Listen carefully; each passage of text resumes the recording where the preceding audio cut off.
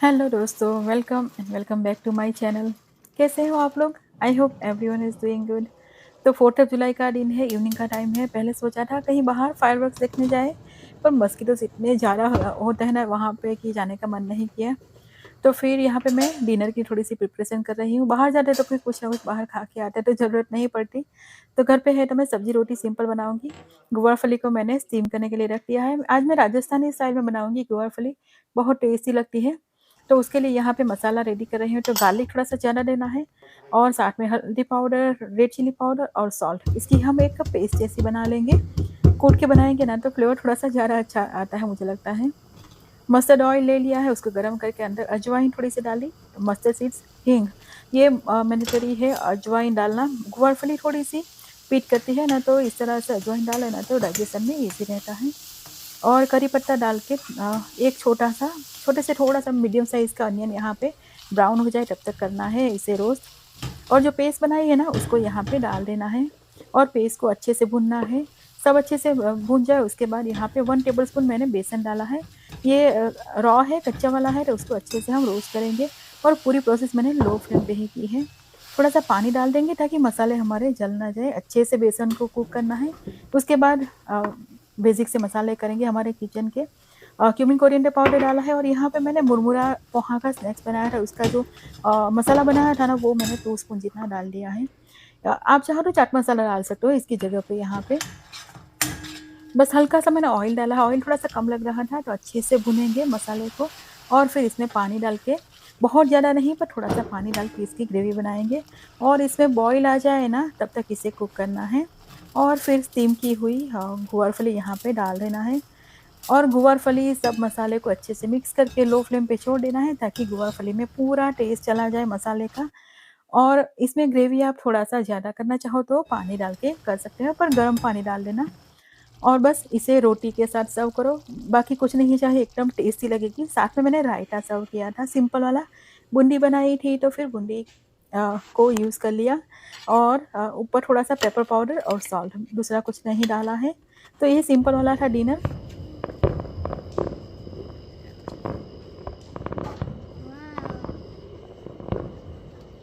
Look,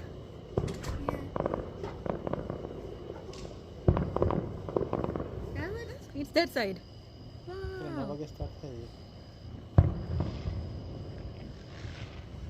we like to go a. तो हमारे घर के बहुत पास में ही एक है फेयर ग्राउंड करके, वहाँ पे ही इस तरह का फायरवर्क्स होता है। वैसे तो हम हर साल जाते हैं पर क्या है ना, बहुत ज़्यादा मस्किटो बाइट करते हैं, वहाँ पे बहुत सारे लोग होते हैं ना, तो मस्किटो बहुत बाइट करते हैं, तो बच्चे लोग जाना बिल्कुल भी पसंद नहीं करते। और घर के बैकयार्ड में से वहाँ का पूरा दिख रहा था और आज तो हमारी कम्युनिटी में ही कोई ज़ोर से बहुत सारे पटाखे लेके आया था, तो एकदम दिवाली दिवाली जैसा फ़ील आ रहा था। घर के बैकयार्ड में से ही पूरा हम लोगों ने देख लिया। जैसे हमारे लिए हो रहा ना, बिल्कुल वैसे हो रहा था। और वीर को है ना अंदर चला गया क्योंकि बाहर जो कम्युनिटी वाला फायरवर्क्स है ना वो बहुत ज़ोरों-शोरों से एकदम आवाज़ आ रही थी, तो वो बोल रहा था नहीं मैं बाहर इतनी ज़्यादा नहीं रहूँगा। और मस्किटोज़ भी बहुत सारे थे बाहर। वैसे हस्बैंड और मैंने तो एन्जॉय किया पूरा।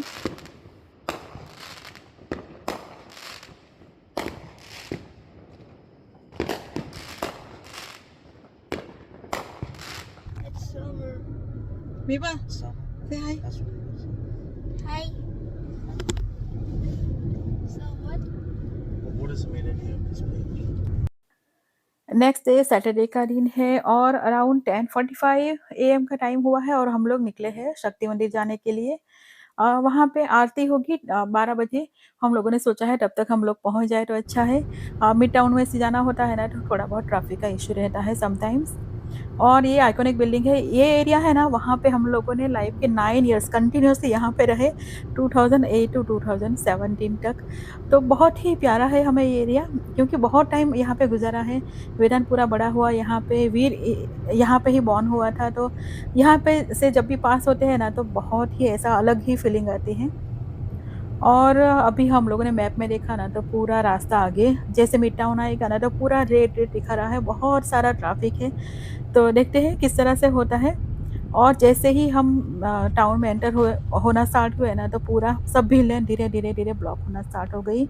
इसीलिए रास्ता तो आधे घंटे का ही है, पर हम लोग थोड़ा-सा मार्जिन ज़्यादा लेके निकलते हैं कि आधा घंटा ज़्यादा निकल जाए तो भी कुछ नहीं, हम पहुँच जाएँगे। पर नहीं, इतना ज़्यादा था ना, कोई एक्सीडेंट या कुछ ट्रबल नहीं था, पर 4th ऑफ जुलाई वाला वीकेंड है ना, लॉन्ग वीकेंड, तो सिटी एरिया में बहुत सारी चीज़ें देखने लायक है, तो बहुत सारे लोग वहाँ पे सडनली आ गए थे, इसलिए सब ब्लॉक हो गया था। और यहाँ पे पहुँचे ना मंदिर में, शक्ति मंदिर, तो वहाँ पे बारात जा रही थी, तो इतना अच्छा लग रहा था ना। आज मुझे लगता है लास्ट ही मैरिज है इस सीज़न का। कल एकादशी है ना, तो फिर हमारे यहाँ पे एकादशी के बाद दिवाली पे एकादशी आएगी, तब तक मैरिज नहीं होते।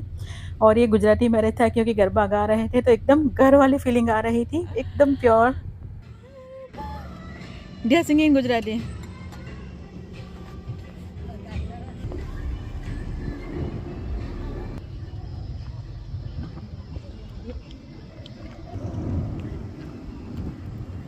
ये सुन के ऐसा ही लग रहा था जैसे घर पहुँच गए। हमारे गुजराती लोगों के यहाँ पे जो भी शुभ प्रसंग अच्छा वाला होता है ना, वहाँ पे गरबा कर ही लेते हैं।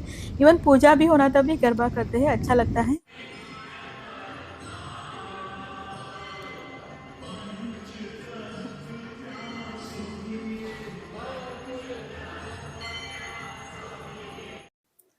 और हम लोग पहुँचे ना, तब तक यहाँ पे आरती स्टार्ट हो गई थी, क्योंकि ट्रैफ़िक में अराउंड 40 मिनट्स तक हमें लग गया था। तो ख़ैर बहुत ज़्यादा टाइम नहीं लग गया था, हम लोग आ गए थे, बहुत देर नहीं हुई थी। तो बस दर्शन आरती की, दर्शन किए, थोड़ी देर बैठे, और यहाँ पे हम लोग हर बार प्रसाद खा के जाते हैं। मंदिर वैसे बहुत ही प्यारा है, बहुत ही अच्छा है, एकदम ब्यूटीफुल सा है, और हम लोगों को यहाँ पे बहुत अच्छा लगता है। प्रॉब्लम यही है कि थोड़ा-सा दूर जाना पड़ता है, और आधा दिन तो पूरा निकल ही जाता है। तो बच्चे लोग कई बार बोलते हैं ना कि आधा दिन निकल जाएगा, तो थोड़ा बहुत ऐसा करते हैं कि नहीं, कभी और जाएँगे। पर वेकेशन ख़त्म हो ना, उससे पहले मुझे यहाँ पे एक बार तो आना ही था, तो आ गए हम लोग। मेरे मम्मी-पापा भी यहाँ पे आके गए ना, तो बहुत बार याद करते हैं ये मंदिर को। और यहाँ पे प्रसाद बहुत अच्छा है, एकदम गुजराती स्टाइल का खाना होता है, तो एकदम घर की याद दिला देता है। कोई शुभ प्रसंग में खाना खाया हो ना, बिल्कुल वैसा। तो हम लोग अच्छे से प्रसाद लेंगे और फिर निकलेंगे, और आज कहीं और भी जाना है।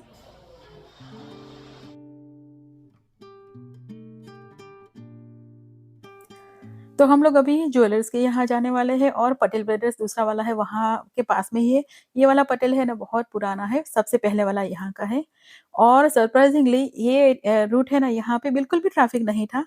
ये है ना, मेन सिटी को बाईपास करके बाहर की साइड में ही लूप जैसा है, जिससे सिटी में जाने के लिए ईज़ी रहता है, पर सिटी के अंदर जाने की ज़रूरत नहीं पड़ती। और हम लोग पहुँच गए पटेल ब्रदर्स।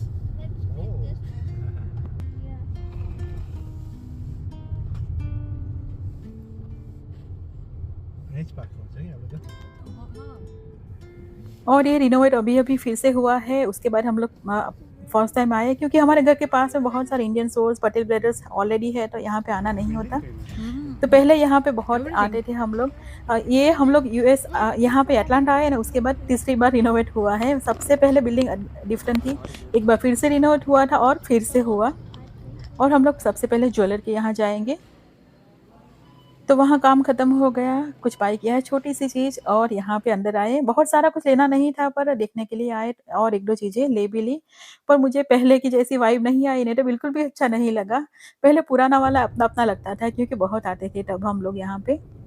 और फिर घर जा रहे हैं, सेम जो रास्ता है ना, वो लूप पकड़ के ही।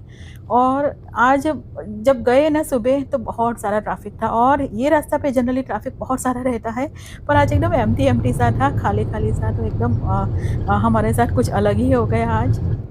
और ये एरिया जो दिख रहा है ना साइड पे बिल्डिंग वाला, ये बिल्डिंग को हम देख-देख के आते थे।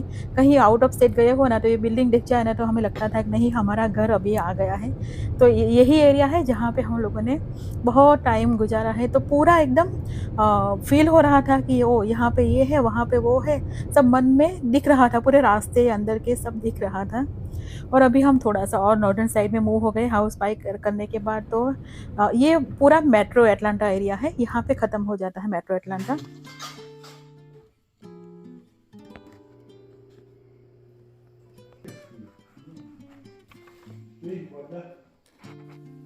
तो अभी दिखाती हूँ मैं क्या लाई। तो एक छोटी-सी ही चीज़ लाई, मुझे हाथ में कुछ चाहिए था, ब्रेसलेट जैसा, बहुत टाइम से लेने का मन कर रहा था।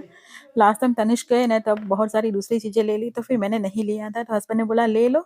तो लेके आ गए। ये वाला कड़ा है ना वो रियल गोल्ड नहीं है, 500 रुपीज़ में नॉर्मल स्टोर से बाय किया था इंडिया में। वहाँ पे बोला था जैसा बाय किया बिल्कुल वैसा ही रहेगा, अगर 10 साल के बाद भी आपको खराब लगे ना तो रिटर्न कर जाना, मैं 500 रुपीज़ आपको दे दूँगा।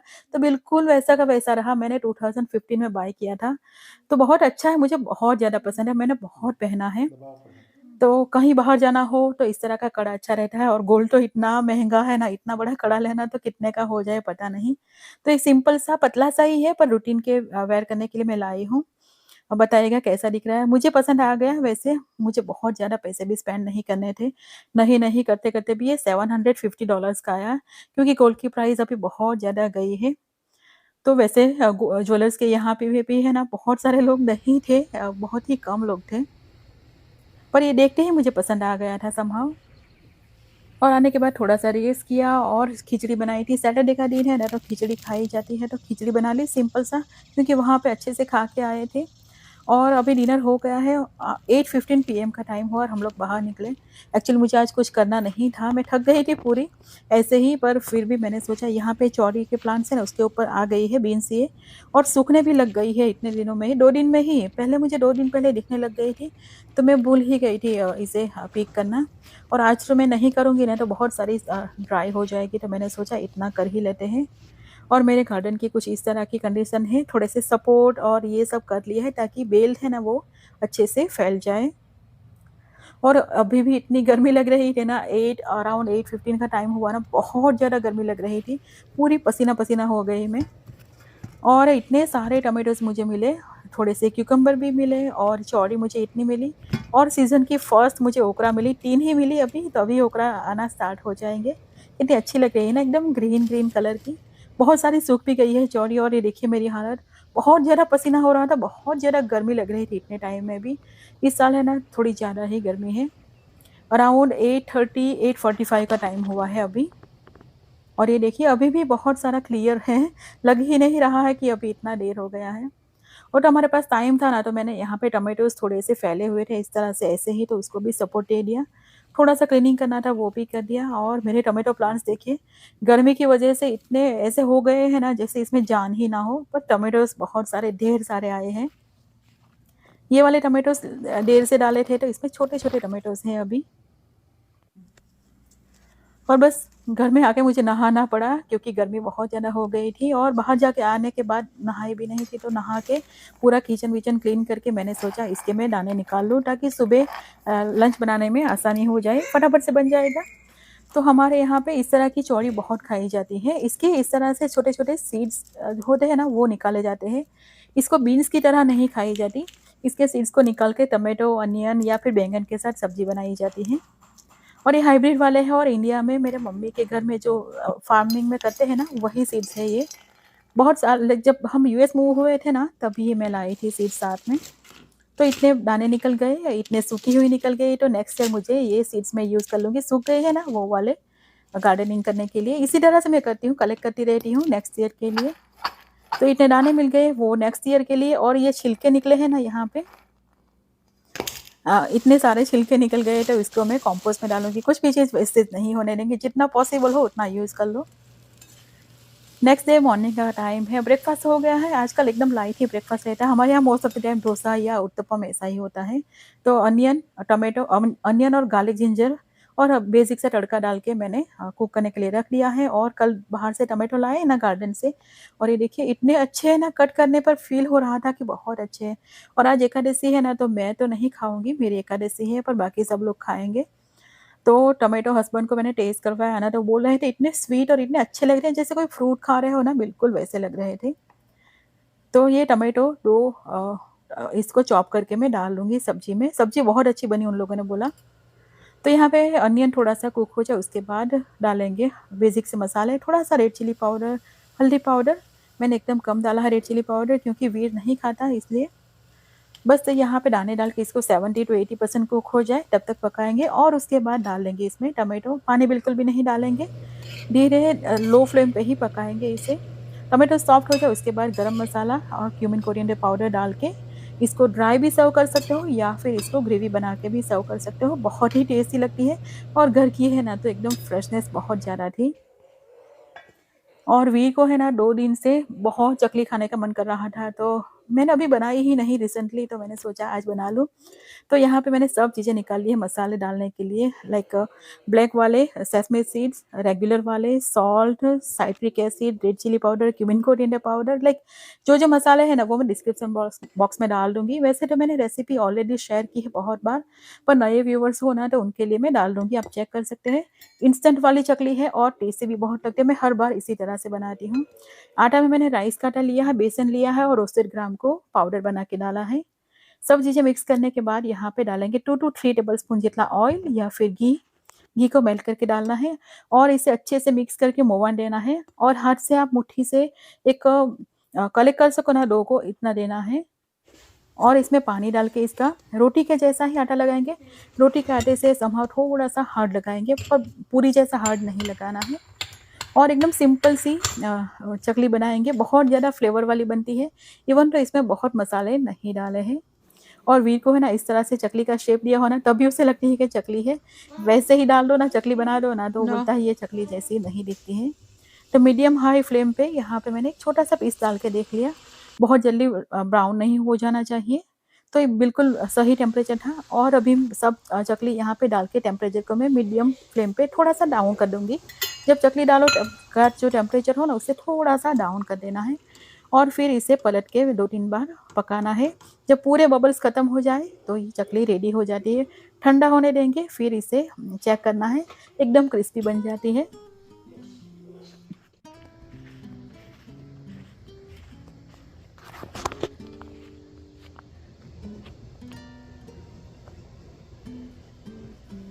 और ये पीच का फ्रूट कितना ब्यूटीफुल लग रहा है ना, एकदम कलर आ गया है, जैसे मैंगो पे कलर आ जाता है ना इंडिया में कई बार, जैसे बहुत सारे मैंगोज और उसके ऊपर बहुत अच्छा कलर आ जाता है, बिल्कुल वैसा कलर्स आना स्टार्ट हो गए हैं। तो अभी मेरे बैकयार्ड में फ्रूट्स और वेजिटेबल्स पूरे अच्छे पीक पर जाने स्टार्ट हो गए हैं, तो पैर है ना वो भी अच्छे से पक गए हैं और बेरीज तो हम लोग खाते ही रहते हैं और ये पीचेस भी ऑलमोस्ट रेडी ही है। एक आध वीक में पूरा रेडी हो जाएगा। Like this side, this branch is full of peaches. तो हस्बैंड ने है ना एक पीक करके देख लिया है, बोल रहे हैं पक गया है खाने लायक। रास्पबेरीज पे भी नई रास्पबेरीज आना स्टार्ट हो गई है अभी। तो बस इसी के साथ आज का व्लॉग यहीं पे एंड करते हैं। व्लॉग पसंद आए तो प्लीज़ इसे लाइक और चैनल को सब्सक्राइब कीजिएगा। मिलते हैं अगले व्लॉग में, तब तक के लिए बाय एंड टेक केयर।